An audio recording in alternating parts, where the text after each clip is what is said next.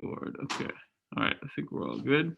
Yeah, I did a bunch of grading this weekend, and I emailed you guys some feedback from that grading. You guys see my email? I also gave very short, little specific responses to papers. I I graded like 80 papers this weekend. I have about 80 students, and for all of my classes, I had short writing assignments. So I frankly just don't have time to give very personalized responses. But that being said, if you want very personalized responses, I am happy to talk with you. And I think I wrote this in my email. That's really how you learn to write, is through just individual conversation, right? So let's say I'm writing a paper and I want Jocelyn's advice. I would say, Jocelyn, here's what I got so far. She'll look at it, and rather than like, circling the commas and asking me if I use the commas directly, it's really a conversation, right? It's like, what is your point? What is your argument? What are you trying to say? What are you trying to do in this paper? How are you going to do it? Well, okay, you're going to support it with this, this, and this. Well, have you thought about supporting with this? It's like, oh, I never even thought about that, right? So a lot of writing is really on the kind of conceptual level, right? And so that's something we can start off today's class with, is thinking about what went into these karma tales, and what did we learn from this exercise. So it's all just to say, if you want that sort of response, if you in the future for writing assignments, if you want that sort of feedback, or in preparation for the next one, if you want that sort of preparation, come talk to me, right? I've got office hours. Email me. We can just talk over email if you prefer. We could set up a Zoom appointment if you prefer. So anyways, I'm available. So just let me know if you ever want very specific conversation. And, don't be shy about office hours. I know you might feel like you're burdening me or something like that, but it's my job, right? My job is to interact with you, talk with you, teach you, right? And one-on-one is not possible when we have these big classes. Actually, during the pandemic, it feels a little more intimate, doesn't it? But most of the time, there's just too many of us to realistically have a lot of individual contact. But if you want it, come get it, because I'm around.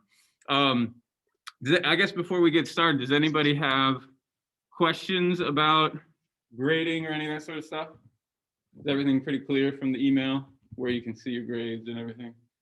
You guys are all kind of used to this sort of stuff.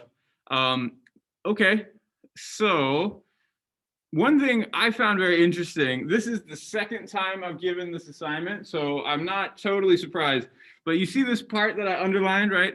I guess we can read it. So please narrate an event in your life or in the news these days. So I did want it to be kind of about you and your life and the real world, right? A lot of you did that. Some of you didn't, which is also okay. That wasn't the underlined part. The underlined part is here, and explain how this event affected by a world effect, the karma of a previous or future life. Underline, right?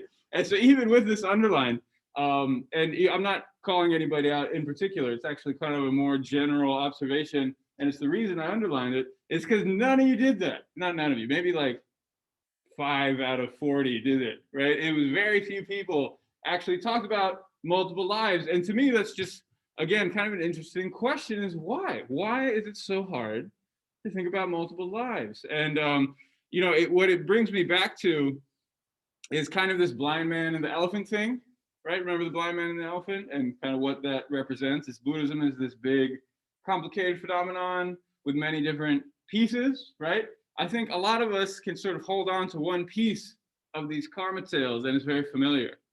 And I was thinking about, why is that familiar? And a lot of it, again, comes back to like this class, right? Where I say, work hard, do your homework, come to class even after the Super Bowl and it's early in the morning. It's a good job, everybody. Thumbs up, right? And I will reward you, right? And so there's this sense of, do good and be rewarded, and the reward will come soon. It will come in this life, right? Because we don't talk about other lives in this world.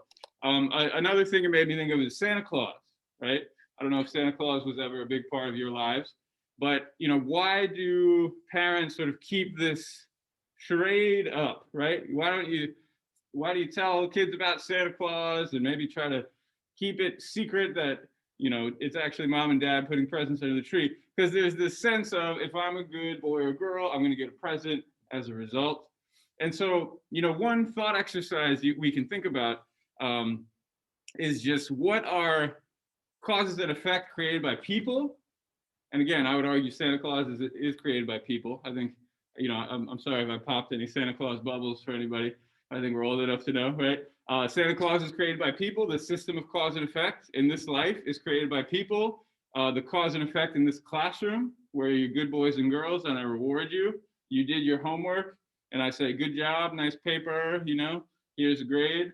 All of that is created by me. I might feel automatic and mechanical or something, but that's just because I'm a skilled teacher, right? And I give you that impression. It is coming from me, right? I'm giving you these grades. Obviously, it has to do with your effort, but I try to match them up, and a lot of it comes back to me. I'm giving you the grades. And so Karma Tales, I don't have my Karma Tale book. I just have this book. Karma Tales are not punishments and rewards coming from people, right? And so some of you were able to kind of link it up with the universe and talk about how the universe is rewarding you.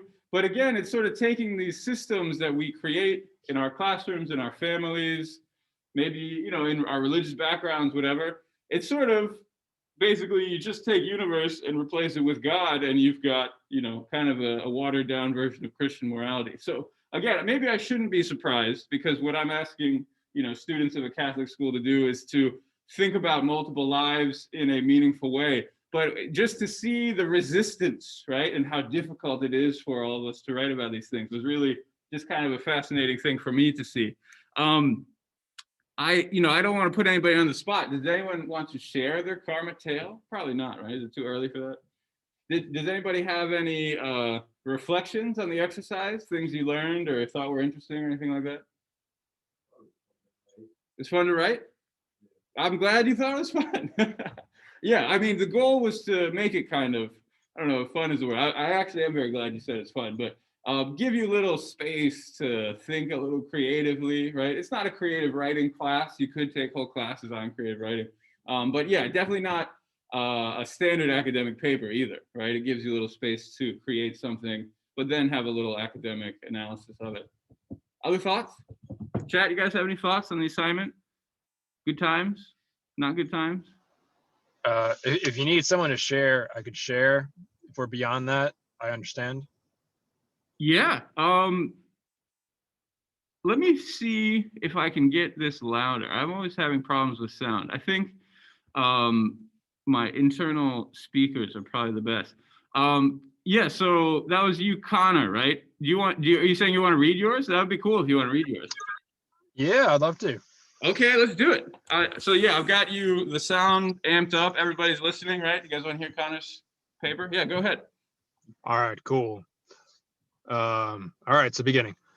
After several days of pleasureless travel, the wandering bard was burdened by agony of weariness and confusion. He stepped foot onto the premise of the town commons and delivered a cursory scan of the locale. The people around him tended to their livestock, engaged in casually competitive athletics, sauntered idly, and children loudly frolicked without shame. The nomadic musician untightened the lute fastened from his back, sat his bottom on the warm ground of the pasture, and let out a sigh of relief. It was good to be off his legs. The soundscape around him began to crystallize in his mind as he attuned to his listening of the nature around him. The insects of the earth crawled in the blades of grass with a pitter-patter so soft the bard's ears could hardly even discern their sound. But what he could hear clearly were the sounds of the insects of the air. And aside from the whimsical hum of a couple of flies, there were the cicadas out this year. They spoke to him. "O weary traveler, in a former life, we cicadas could not hear the glorious music of nature. Our ears fell deaf to the reveling symphony alive in all of creation. Now we live as lowly animals, steeped in ceaseless vibration and rhythm. Heed our song, and you will gain the peace you seek." Now the bard stopped and blinked in disbelief for a moment, kind of rubbing his eyes, but he then did heed the bug. The measured breath of the animals, the rhythmic percussion of the sports balls, the lackadaisical chattering of the gossiping women, the puffy-chested braggadocio of the hopeful men, all found their own niche bandwidth among the auspices of the cicadas. For it was the vibrating bugs' undulation around which everything else was centered. The lute player, being well versed in the art of music, let this ambiance sink deep into his soul. To other observers, it may have seemed rather chaotic or random, no rhyme, no reason, certainly not anything worth paying attention to, but with the insight gained from the bugs, there was undoubtedly a meter imbued into the simple sounds. Sharply turning his sight upwards, the musician's eyeballs were then free to study the formless sky.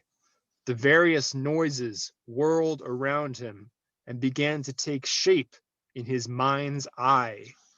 Clarity suddenly emerged from the depths of the babel, and like a moth drawn to flame, the bard heatedly took his lute in hand, and with a wave of a baton, a muse commenced conducting. And with fervent intent, the bard plucked a single note to ring out in the summer air. And that is the story. Yes, Thank you. very nice, Connor. Very, very nice. Thank you for sharing. That was spectacular. So I have some thoughts and even some questions for you. And you don't have to read your analysis part, but do you want to give us like a kind of a brief overview of what you were thinking as you were writing that piece? Yeah, sure. It's really funny. It's really funny you mentioned the Christian kind of indoctrination that a lot of us have reflected in our stories, because I don't feel like I wrote a particularly Buddhist tale. Yeah. This is a guy seeking some.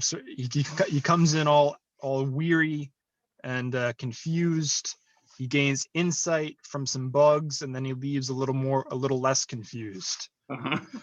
And yeah, Yeah. it's like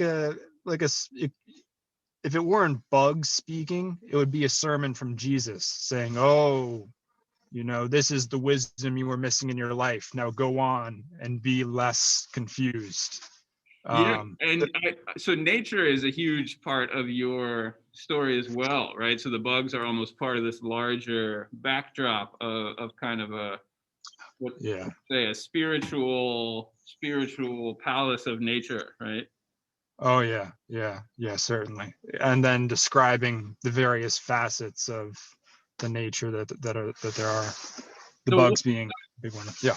one thing I think worked particularly well is maybe this was kind of confusing in the instructions, so I apologize if I threw anybody off.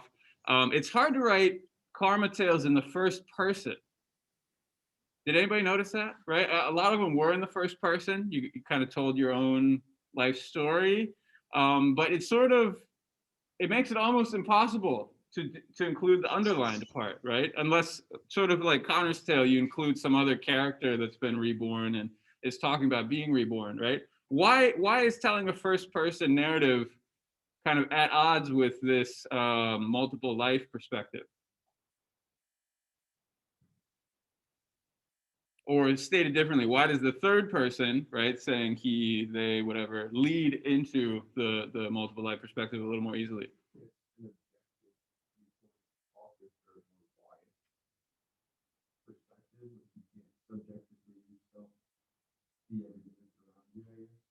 Yeah.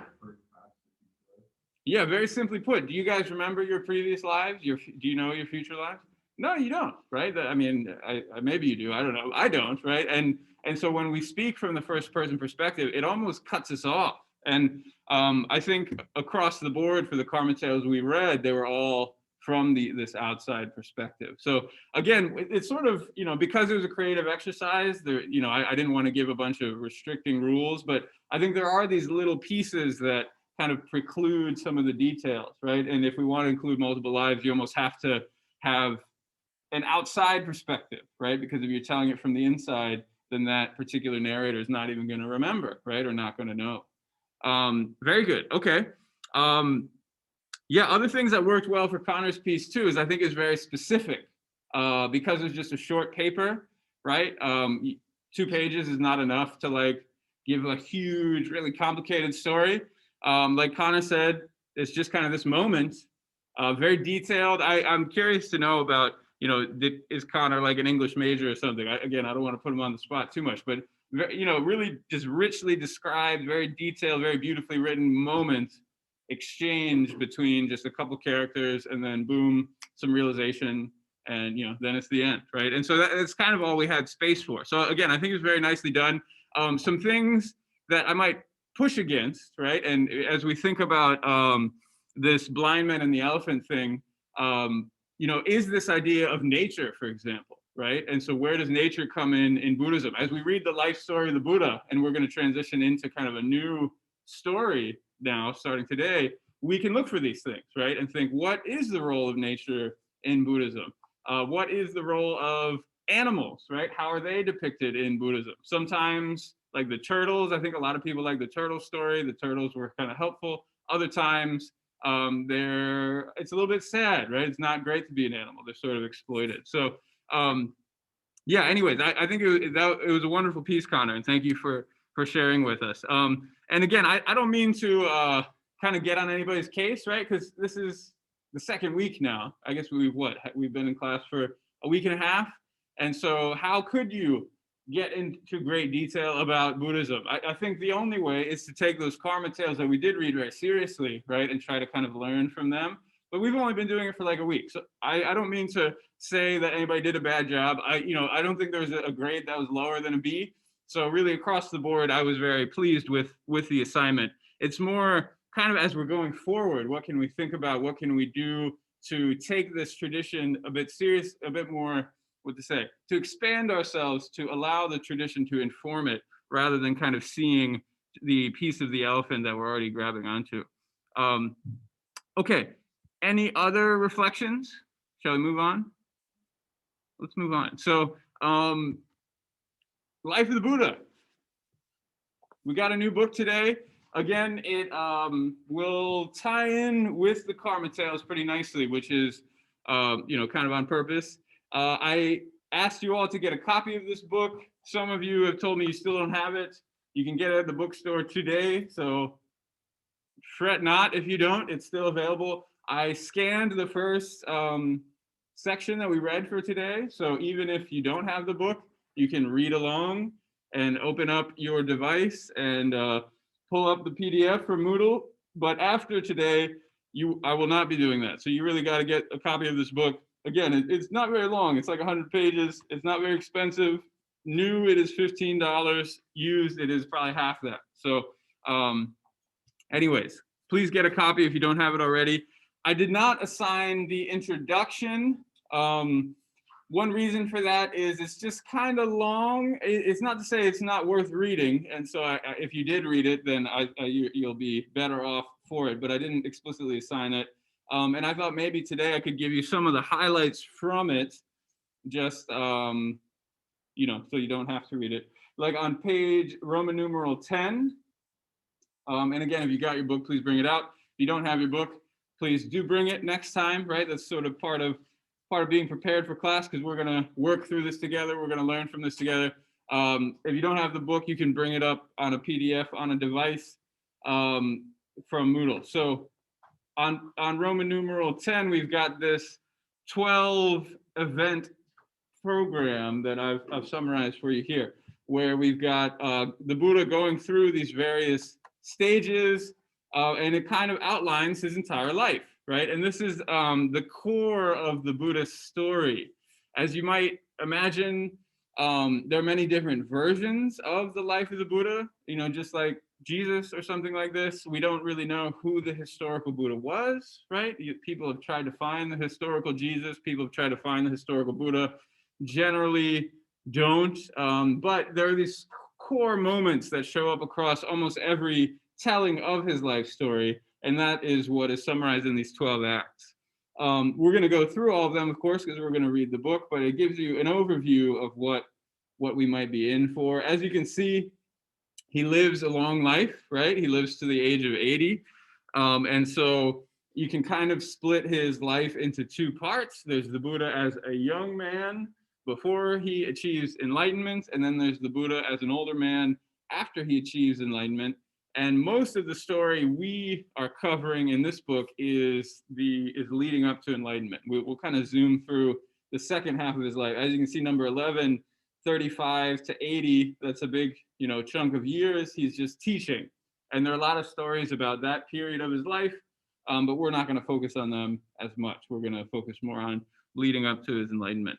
So any questions about all of this? Is that pretty clear? Again, this is just giving you kind of an overview of what is yet to come.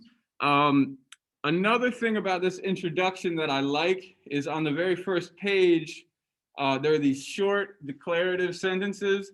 The very first sentence, the Buddha was a human being, and then kind of goes through and explains how the Buddha was a human being. The Buddha was a prince. The Buddha was a reincarnation. The Buddha was a god.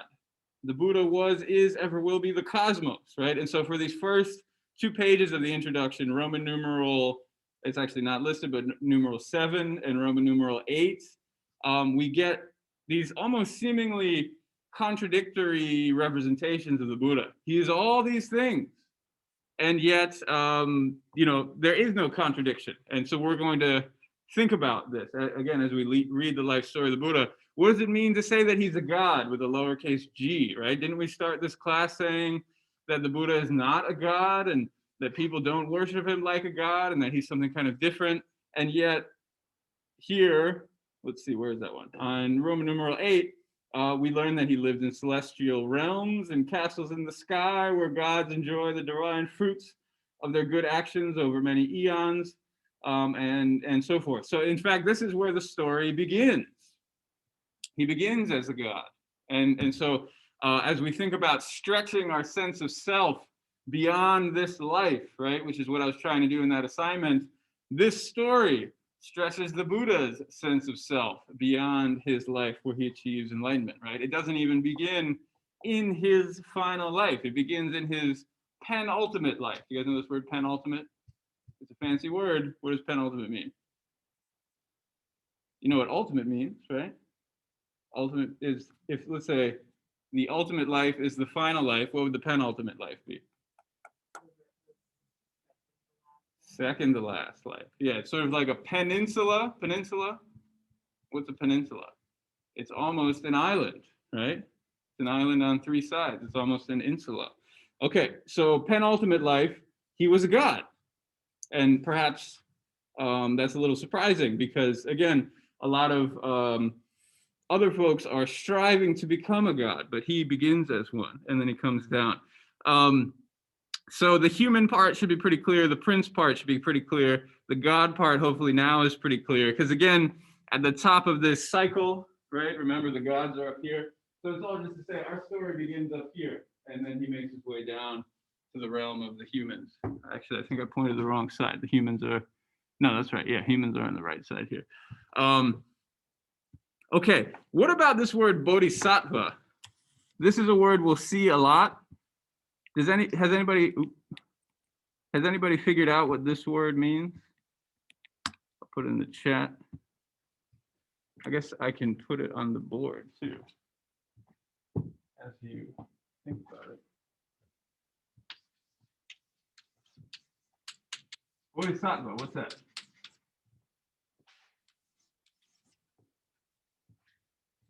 They use it a lot in the book. Did you notice that? The Bodhisattva did this, the Bodhisattva did that. They don't really call him the Buddha. They call him the Bodhisattva. So clearly it's referring to him. You probably could figure that out from context. Why don't they call him the Buddha? Why are they calling him this word?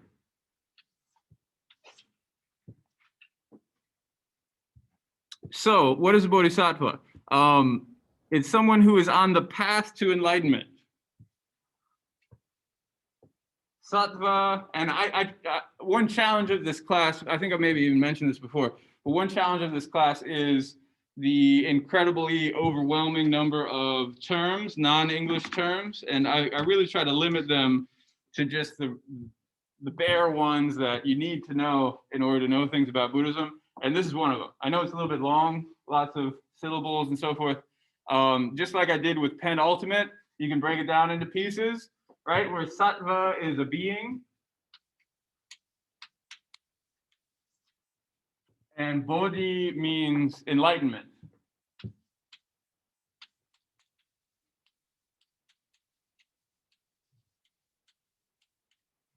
So bodhi is used in English sometimes. There's a tree in India people call the Bodhi tree. It's the tree that the Buddha sat under when he achieved enlightenment. Sattva, you probably maybe you haven't seen this one before. It's not so common. But yeah, so bodhisattva is a being who is on the path to enlightenment, right? It's someone who is seeking enlightenment. Yeah, I wrote on the path to enlightenment. So another way to think about it is Siddhartha. And again, I know I'm giving you a lot of names, but he's our main character, so we got to know how to talk about him. Siddhartha Gautama is another name for this figure. That's his name when he was a prince, right? So we could say Siddhartha was a bodhisattva. Siddhartha is the name his parents gave to him. That is the name he had in his final life, right? But then when he was up in heaven, he was called something else. You don't have to worry about what he's called up there, although that is yet another name. Shvetaketu is what he's called when he's up in heaven. So yeah, Siddhartha, I do want you to know that name. That's his name when he's a prince. He was a bodhisattva in his final life. He was also a bodhisattva in his penultimate life. So what does it mean to be a bodhisattva? Part of it is you have this dedication where you're just thinking, I want to achieve enlightenment. I want to achieve enlightenment, right? You dedicate your life to the pursuit of enlightenment. In a way, it's being a dedicated Buddhist, right? It's taking this pursuit of enlightenment very seriously. And maybe by extension, you might infer that not all Buddhists are bodhisattvas, right? Not everybody wants to achieve enlightenment.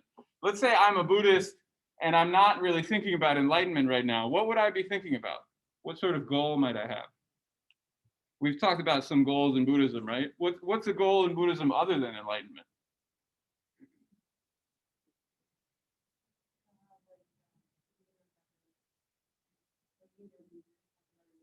Perfect. Yeah, better rebirth, right? You guys wrote these karma tales, and I know I encourage you to be creative and sort of explore them. But what is the point of a karma tale? Is to show you how to get a better rebirth, right? Most of those tales, I don't think any of them talk about enlightenment, did they? They just basically said, here's how not to go to hell, right? Here's how not to be reborn as a horrible, hungry ghost or something. Here's how maybe to be a human and have a happy life as a human, right? And so that is a legitimate goal in Buddhism. And we talked about this last time, right? Is it selfish to try to get a better rebirth? I think Brendan brought this up, right? It was an excellent question.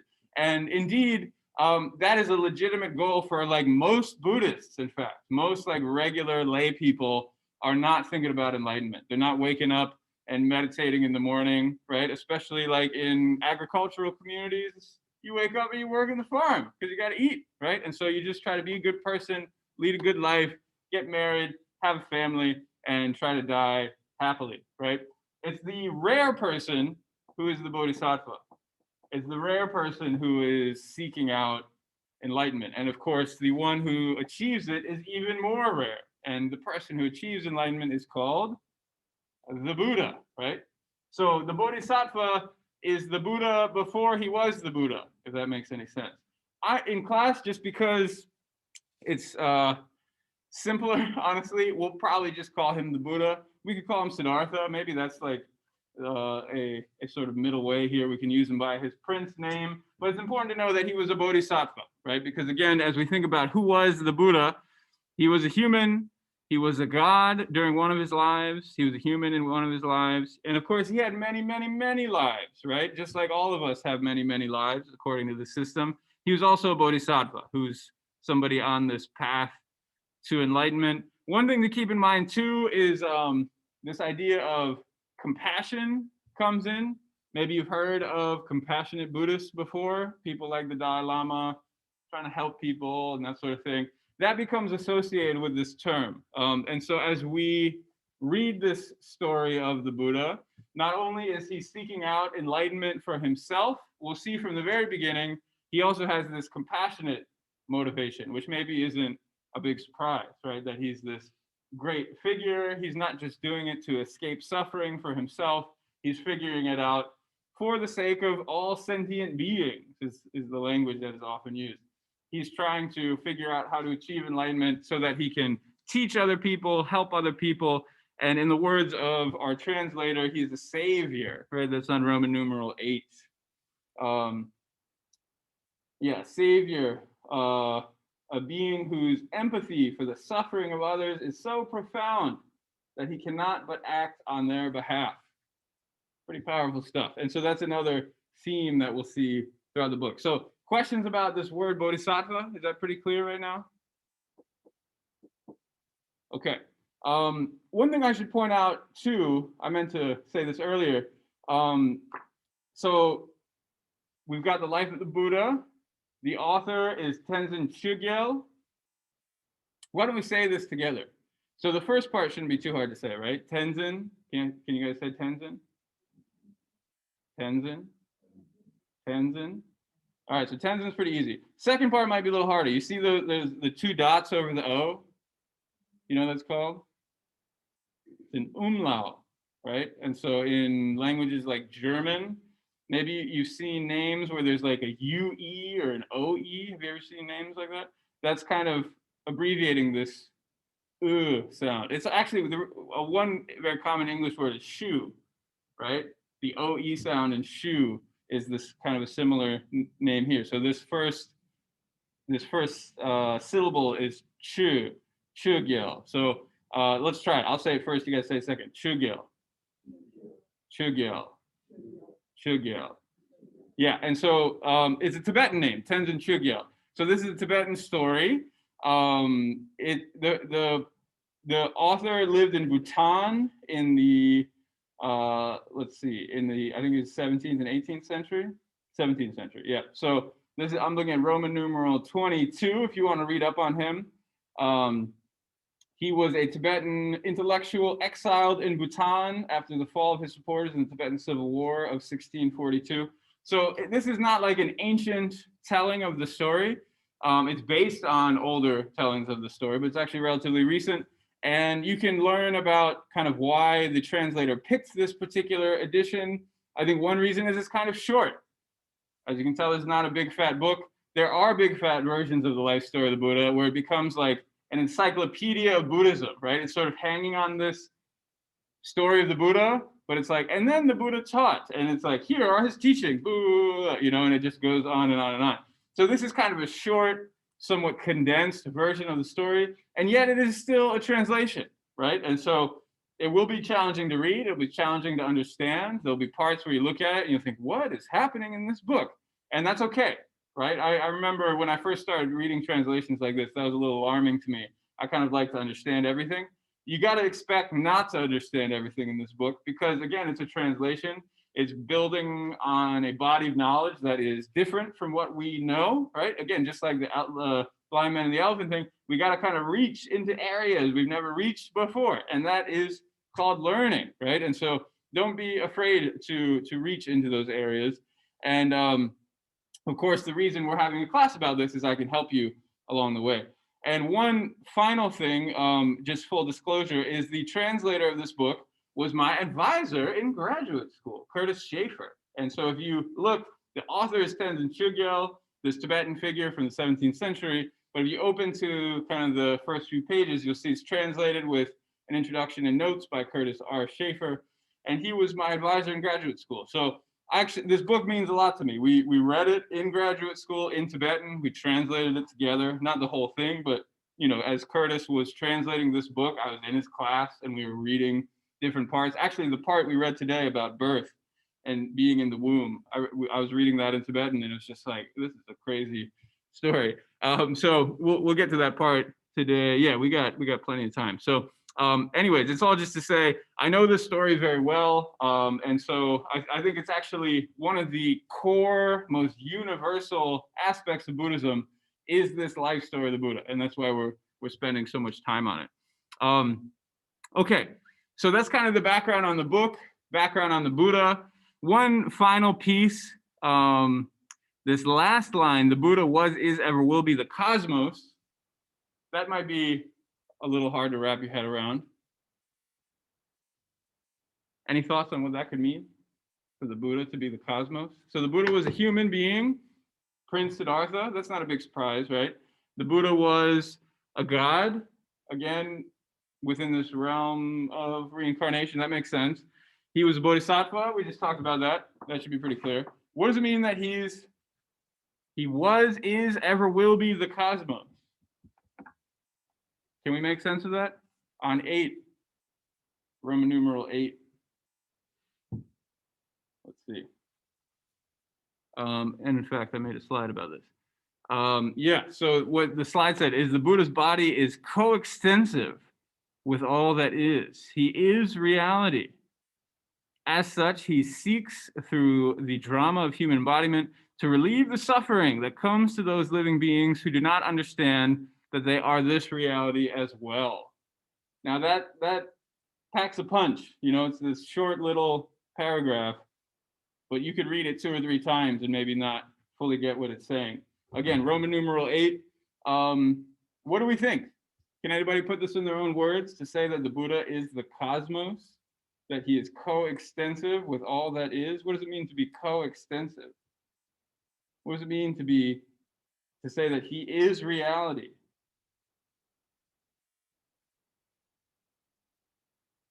Any sci-fi fans out there? It feels kind of like a sci-fi thing, doesn't it? Brendan?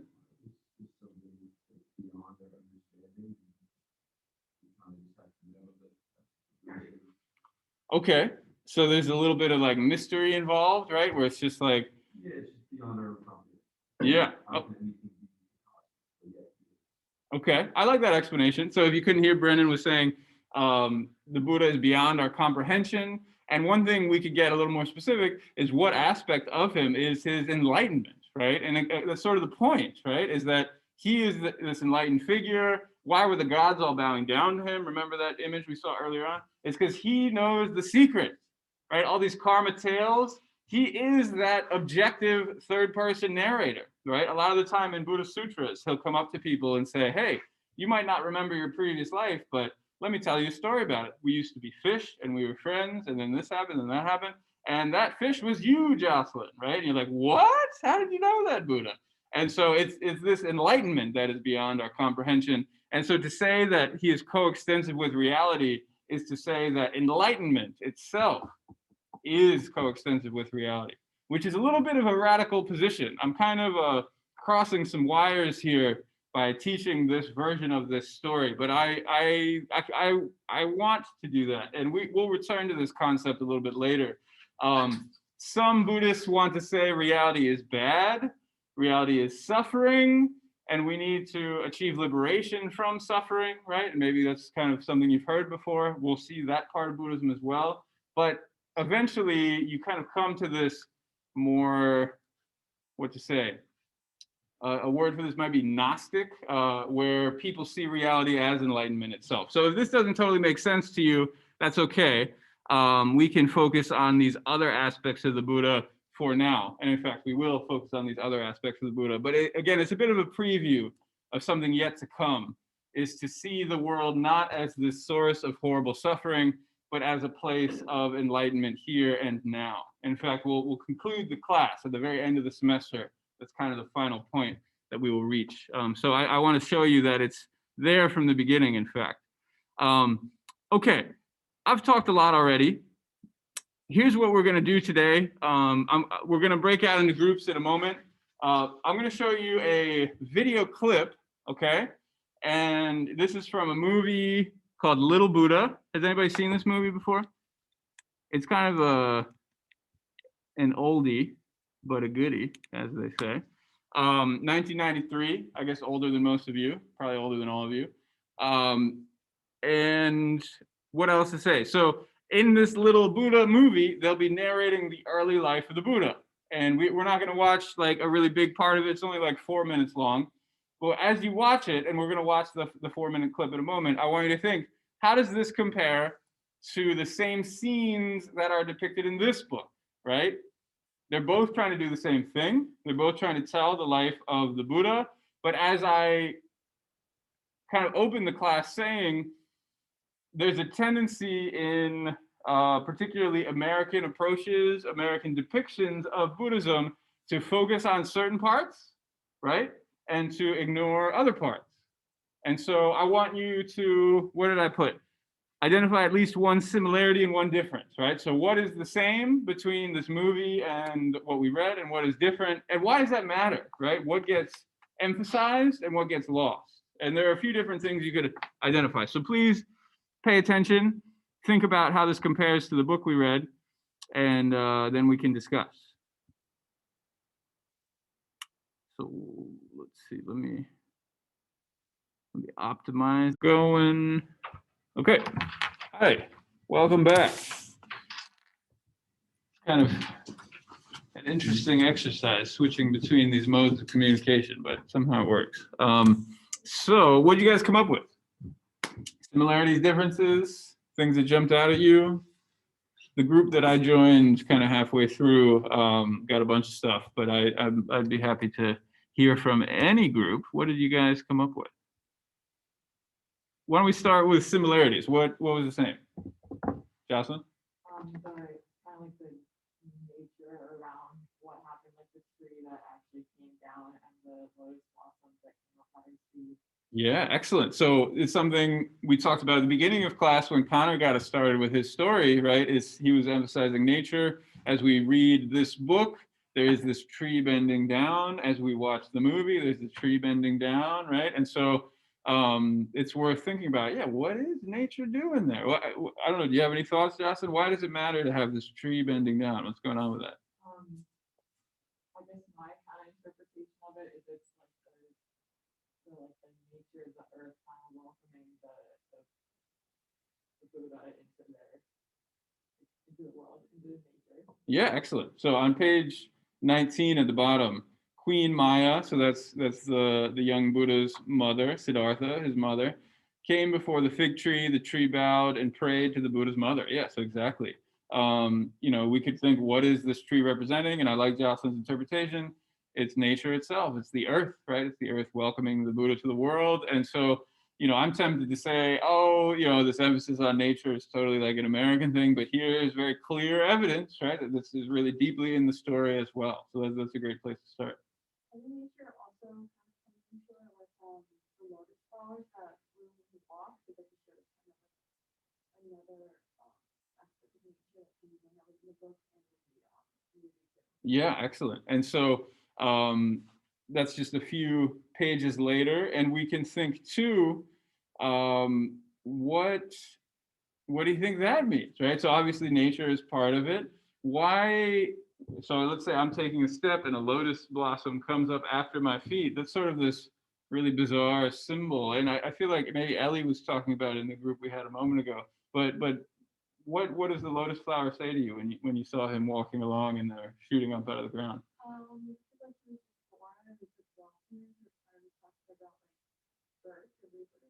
Yeah, blossoming is kind of a nice image. It's like, here he is. He's like this flower who's coming out into the world. And as we keep reading, we'll probably see lotus flowers again. Have you guys seen lotus flowers in real life? Do you know how they grow? Do you know like what they grow out of? They're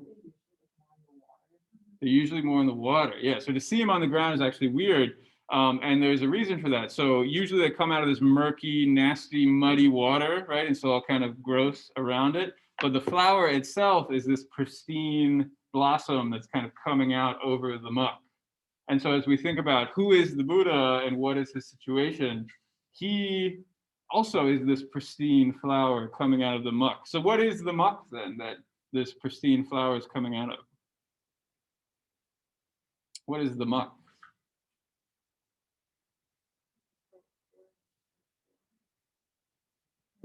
We can get a little more spiritual than that. What would a spiritual muck be?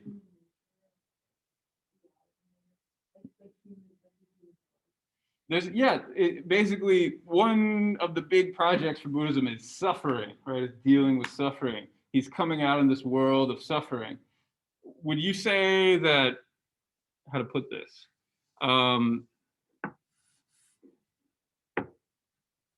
Does birth usually involve suffering?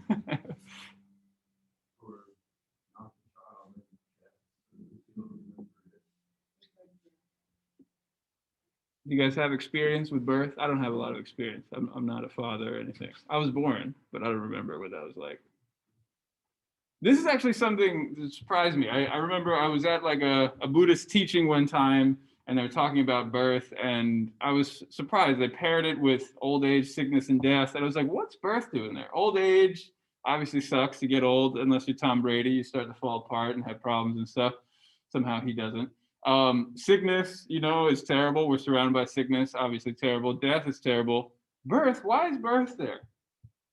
Like Brielle was saying, what about birth is suffering?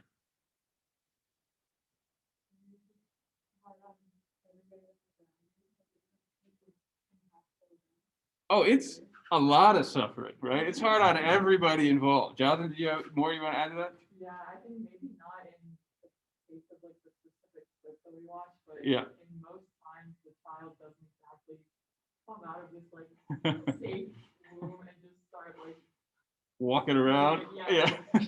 doing these like great words and everything. Like I think it could be that the pain is kind of coming from like going from that like safe place with your mother to like the world. Yeah, are most births like, I think I'm gonna go for a walk. Oh, I'm about to have a child. Well, I guess I'll grab this tree, ha ha ha ha, and then I'm fine. Right? Is that how birth usually works? No, it is not. People die in birth, right?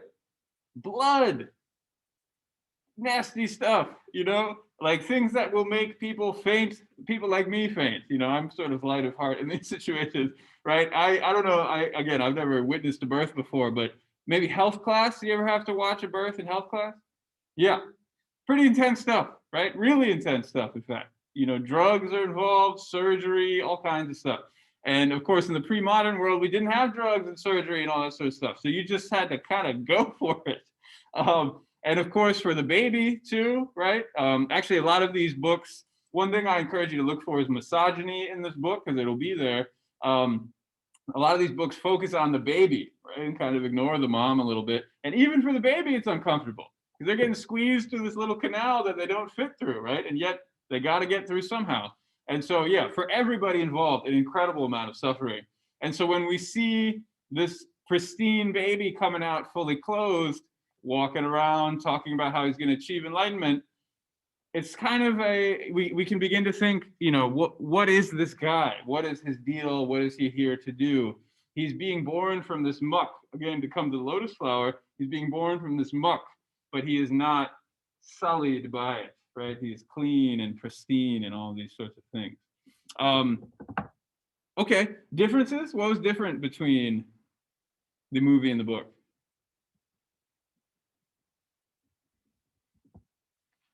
Brennan?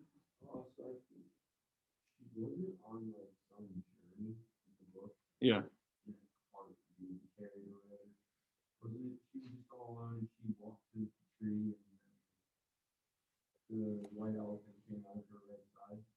Yeah, so we were looking at that in my group too. We were not the same group, right? Yeah, so, but yeah, that's a good observation. So on 19 and 20, this birth chapter, you're absolutely right. So she says she had many gardens. She sees the tree bows down. And then on page 20, she grabs the tree. She looked up at the sky. The Bodhisattva was born from her right side. He was not dirty from the impurities of the womb. Because again, misogyny, right? Saying that women are inherently impure. You see it right here from the very beginning. But she's not alone, right? We pointed this out in our group. Who's with her? If anybody's following along with me, or maybe they remember. She's not with these handmaidens and servants and all this other stuff, right? Who's she with? Who catches the Buddha when he pops out of her right side? I even have an image of this. There's a whole host of gods that are there. Yeah, a bunch of gods and stuff. Yeah, so if we zoom in here, we've got this really bizarre image. Here's mom. Here's a green goddess of some kind. Here's a four-faced god of some kind. Here's a god with a bunch of eyes on him. And here's the Buddha popping out of mom's right side. Is that what we saw in the movie? Not at all, right? Not at all. So how do we explain this difference? Why do we see such a different scene? So it seems like a small thing, like Brandon was saying, okay, she's alone, she's with a group, whatever, who cares? But I think as we look at who she's really with in this more mythological version, we begin to see something is actively taken out, right? What is being taken out in the Hollywood version?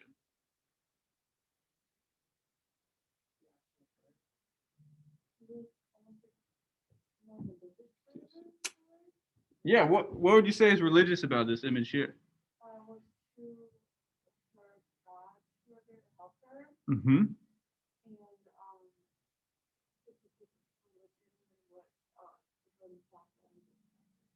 Yeah, so that's an interesting question, right? So these are Hindu gods. What do they have to do with Buddhism, right? And a lot of the time we think about, you know, you've got Christianity, you've got Judaism, you've got Islam. Yeah, they believe in the same God, but they're very different religions. They go to war with each other and stuff, right? And so we might think that something similar is happening here, but instead, it's kind of surprising. There's such blurring together of these religious worlds, right? During the time of the Buddha, his followers, they would argue with other philosophical groups, but for things like mythology, they tended to kind of share all the same stuff. So Indra, Brahma, to say that they're only Hindu and not Buddhist is actually kind of mistaken. And this is something it took me a long time to figure out. But yeah, it's all just to say, yeah, in Hollywood, maybe they wanted to avoid the complexity of introducing the gods. I don't know. It's sort of an open question. Why did they take them out? But clearly they took them out, right? And as we read the story, I think something we'll see is the gods are there from start when he's being reborn to finish. They're there all along the way. And, you know, we can kind of reimagine these gods as, again, part of the Buddhist story, right? I think in the introduction, they call it something like a cosmic team effort where the gods want the Buddha to achieve enlightenment, right? Why do you think they're invested in the Buddha? Why do you think they're there to kind of help him out of the womb and all this sort of stuff? Why do they care? What do the gods want? The gods want him to not become a king and have to choose that other path of enlightenment. Maybe they want to show him the way a little. Yeah, good. And why do they want him to achieve enlightenment? Because I don't know, they made it seem like I was better use of time. You're absolutely right. That's what they want him to do. But it's worth thinking, what's in it for them? Why do they want the Buddha to achieve enlightenment? They're gods, right? Aren't they the top of the game? Oh, maybe okay, so they want to be born even higher. Yeah, they want to get out. Because they're stuck in the wheel too. They might be gods, they might be super powerful. The one on the top with a bunch of faces, that's Brahma. He's the creator god. Again, he can make stuff, he can destroy stuff, he can, you know, do all kinds of things. But one thing he can't do is avoid his death, right? According to the Buddha, according to this Buddha system, he's going to die one day and he will be reborn again and again and again, right? Infinitely, like we talked about before. Indra is this other god with a bunch of eyes on him. Maybe Jocelyn remembers why he has a bunch of eyes. We read a story about that in the 110 class. He's the king of the gods. He's like Zeus, right?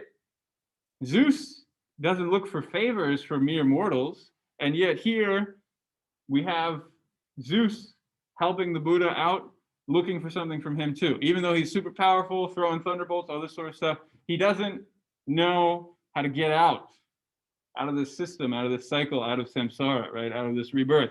So that's what they want. They want to help him achieve enlightenment. And like Brendan said, anything that might steer him away from that path, they're going to help him kind of get back on track. So this is a very important detail as the gods show up and they're all over the place. The right side thing, last thought, why do you think he's being born from the right side? Where are babies usually born from? They're coming from mom's hip? No, they're not. Why is it being born from the hip? Maybe we can have a cliffhanger. we can start with this next time. Okay, so good class, everybody. I know it's Super Bowl Monday, and it's a hard day to wake up super early and talk about Buddhism, but I had a great time. So we'll get into a lot of the details of the story next time. We'll keep watching the Hollywood version and doing some comparison stuff, but I think some of the biggest differences we already saw today. So I think we covered a lot of important ground. So yeah, that's it. I'm going to stop